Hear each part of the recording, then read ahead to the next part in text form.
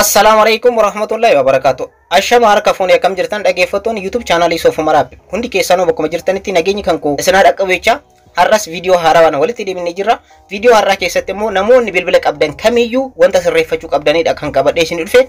Namni bilbila qabu kamiyyuu bilbila harka isaa harka keessan jiru hundi keessanuu wanta kana sirreeffachuu hin dagatinaadha. Faayidaa isaa fi miidhaa isaa immoo isinitti agarsiisa. Keessattuu maatii yoo qabaattan, ijoollee yoo qabaattan, ijoolleen keessan immoo bilbila yoo qabaattan wanta har'a isinitti agarsiisu kana hundi keessaniyyuu jechuudha.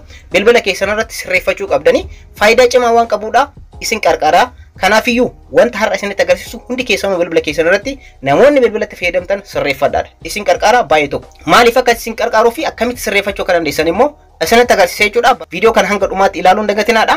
Warroonni yeroo jalqabaatiif gara YouTube channel keenyaatti dhuftan subscribe gochuudhaan gara maatiiwwan keenyaatti dabalamaadha. Kanumallee mallattoo notification all irra godhaadha. Maatiiwwan channelcha video kana like share gochuudhaan jalqabaadha. Amma gara barnootichaatti ceena. Egaa wanta har'a isiniif qabadhee dhufe namni bilbila qabu hundiyyuu sirreeffachuu qaba. Wanta har'a isiniif qabadhee dhufe yeroo adda addaa jechuudha. Bilbila keessanitti yeroo fayyadamtan wantoonni hin taane bilbila keessan irratti ni dhufu. Keessattuu kan akka qaama saala namoota kan argisiisan wantoonni foffokkataa ta'an ni dhufa jechuudha. Maqaa dha'uudhaaf kan nama rakkisu jechuudha. Fiilmiiwwan adda addaa viidiyoodhaan, footoodhaan, suuraadhaan akkanumallee bilbila keessan irratti dhufuudhaan isin rakkisa jechuudha. Keessattuu yeroo VPN itti yoo fayyadamtan akkanumallee websaayitii adda addaatti yeroo itti fayyadamtan salphamatti jechuudha gara bilbila keessanitti dhufuudhaan isin rakkisa. Kana jechuun namoonni ijoollee qabdan, maatii qabdan, ijoolleen keessan sun wantoota akkanaa kana yoo ilaalan tokkoffaa safuu biyya keenyaatiif ta'u wanta ta'u miti. Lammaffaa immoo wantoota akkana arguun nama jibbisiisa jechuudha. Fiilmiiwwan adda addaa kan sagaagalummaadhaan wal qabate wantoota jechuudhaaf illee nama rakkisan bilbila keessan irratti dhufuudhaan isin rakkisan akkamitti ofirraa dhaabuu akka dandeessan isinitti agarsiisa. Bifa qulqullinaa ta'een bilbila keessanitti fayyadamuudhaaf wantoota adda addaa websaayitii adda addaa irratti sarchii yeroo gootan wantoota akkanaa kana ofirraa eeguudhaaf argitan yoo ta'e namoonni baay'een argitan jirtan jedhee yaada.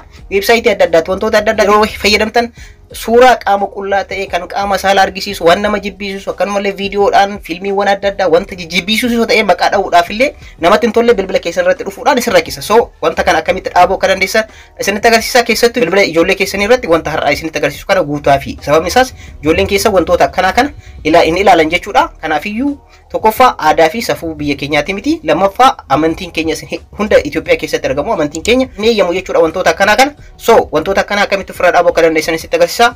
Jalqaba gara Google Chrome seentan. Gara Google Chrome seentanii warroonni Wi-Fi itti fayyadamtan immoo viidiyoon kanatti aanee hojjetamu jira.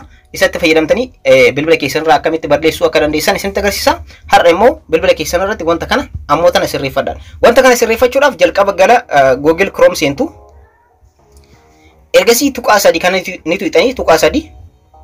Ergasii immoo setting ka jedhu jira. Setting ka jedhu kanarratti kilik gootanii ergasii akkana keessa gabbuutan jechuudha. Privacy and security ka jedhu jira. Privacy and security ka jedhu kanarratti kilik gootanii ergasii ammas akkana keessa gabbuutanii jechuudha. Dhaggeeffattoota kan koo use secure DNS ka jedhu jira. Use secure DNS ka jedhu kanarratti kilik gootan. Keessa gabbuutanii ergasii immoo use secure DNS ka jedhu jira. Isarratti kilik gootan. Ergasii immoo yeroo hundayyuu isa jalqabaa kanarra ta'a jechuudha. Yeroo garana seentan browser kanarratti wanti kun asirra dhufa. Isa kana choose another provider ka jedhu lammaffaa kanarratti kilik gootan. Ergasii immoo haala kanaan isa lammaffaa filattanii tokkoffaarraa gara lammaffaatti jijjiirtanii choose another provider erga filattanii booda custom ka jettu fuulduratti mallattoo rooksadeedhaa jirti. Mallattoo rooksadee kanarratti kilik gootan.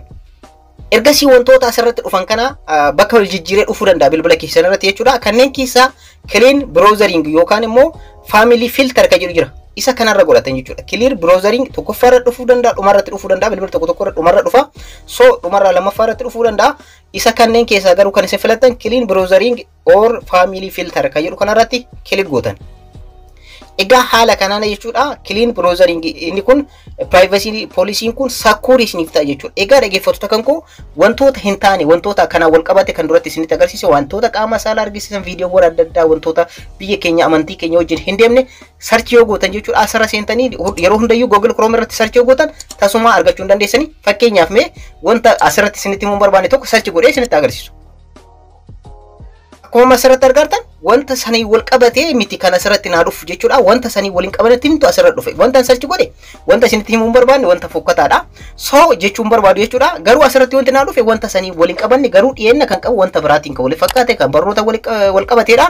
Viidiyoo keessas yoo seentan haaluma kanaan viidiyoo keessas yoo seen bifa kana wanta sanii waliin qabatanti isiniif dhufa jechuudha. Wanti kunneen asirratti argatan viidiyoo normaala jechuudha. Wanta sanii wal qabatee miti normaala jechuudha. Wanta sarchi godhe garuu wanta fokkataadha. So wantoota akkana kana itti fayyadamuudhaan bilbila keessan irratti wantoonni fofokkisoon akkana qaama saalaa viidiyoowwan fiilmiiwwan fofokkataa ta'an akkanatti warroonni yahudoonni adda addaa galleekkisan kana irraa of eeguu ni dandeessanii.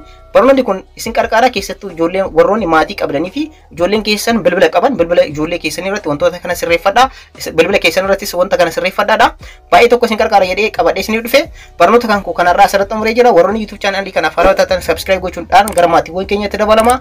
Viidiyoo kana hundi keessanuu like gochuudhaan akkanumallee viidiyoo kanatti baay'ee nama qarqaran kanneen nama fayyadan kanneen share gochuun dagatanaadha. Yeroo biraa viidiyoo biraatti walitti deebina. Oraa bulaa.